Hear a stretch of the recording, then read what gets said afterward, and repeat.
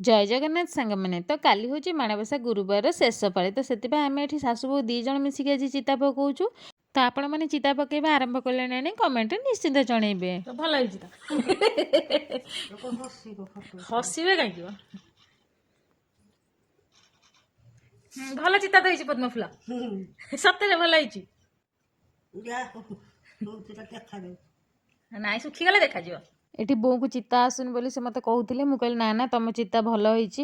ଯେହେତୁ ତାଙ୍କର ଅଭ୍ୟାସଟା ଛାଡ଼ିଗଲାଣି, ସେ ଆଗରୁ ପକଉଥିଲେ, ମୋର ବାହାଘର ହେଲା ଦିନଠାରୁ ଏବେ ମୁଁ ହିଁ ସେଗୁଡ଼ା ସବୁ କରେ। ତ ସେଥିପାଇଁ ତାଙ୍କର ଟିକେ ଅଭ୍ୟାସ ଛାଡ଼ି ଯାଇଥିଲା। ତ ସକାଳ ହେଇଗଲା, ତ ସକାଳୁ ଉଠିକି ଶାଶୁ ଆମେ ଏଠି ଜଲ୍ଦି ଜଲ୍ଦି ନିତ୍ୟକର୍ମ ସାରି ଦେଇଥିଲୁ। ତ ବୋଉ କହିଲେ କି ନାଇଁ ଆଜି ମୁଁ ଲାଷ୍ଟ ଗୁରୁବାର, ତ ସବୁବେଳେ ତମେ ପୂଜା କରୁଛ, ତ ଆଜି ମୁଁ ହିଁ ପୂଜା କରିବି। ତ ସେଥିପାଇଁ କି ମୋତେ କିଚେନକୁ ପଠାଇଦେଲେ, କହିଲେ ତମେ ଯାଅ କିଚେନରେ କ'ଣ ଜଳଖିଆ କରିବାର ଅଛି କରିନିବ, ତ ମୁଁ ଏଠି ସବୁ ଠାକୁର ପୂଜା କରିଦେବି। ତ ଆପଣମାନେ ଦେଖୁଥିବେ କେତେ ସୁନ୍ଦର, ରାତିରେ ତ ଜଣାପଡ଼ୁନଥିଲା, ଏବେ ଦେଖନ୍ତୁ କେତେ ସୁନ୍ଦର ଭାବରେ ଝୋଟି ଗୁଡ଼ାକ ହେଇଛି। ତ ଆପଣମାନଙ୍କୁ ଆମ ଶାଶୁ ବୋହୂଙ୍କ ଝୋଟି କେମିତି ଲାଗିଲା ନିଶ୍ଚିନ୍ତ କମେଣ୍ଟରେ ଜଣେଇବେ ସାଙ୍ଗମାନେ। ତ ବୋଉ ଏଠି ତାଙ୍କର ପୂଜାପୂଜି କାମ ସବୁ ସାରୁଛନ୍ତି। ତ ବୋଉ ମୋତେ ଏମିତି ବେଳେବେଳେ କାମରେ ବହୁତ କିଛି ହେଲ୍ପ କରିଦିଅନ୍ତି, ଯେଉଁଟାକି ମୋତେ ସହଜ ହେଇଯାଏ। ତ ମୋତେ ଖୁସି ବି ଲାଗେ ସେ ସାହାଯ୍ୟ କଲେ। ତ ଆପଣମାନେ କାହା କାହା ଶାଶୁ ଏମିତି ସାହାଯ୍ୟ କରନ୍ତି ଆପଣମାନଙ୍କୁ କାମରେ, ତ ଆପଣମାନେ କମେଣ୍ଟରେ ନିଶ୍ଚିନ୍ତ ଜଣେଇବେ। ତ ସାଙ୍ଗମାନେ ମୁଁ ଏବେ ଚାଲିଲି କିଚେନକୁ ବ୍ରେକଫାଷ୍ଟ କରିବା ପାଇଁକା।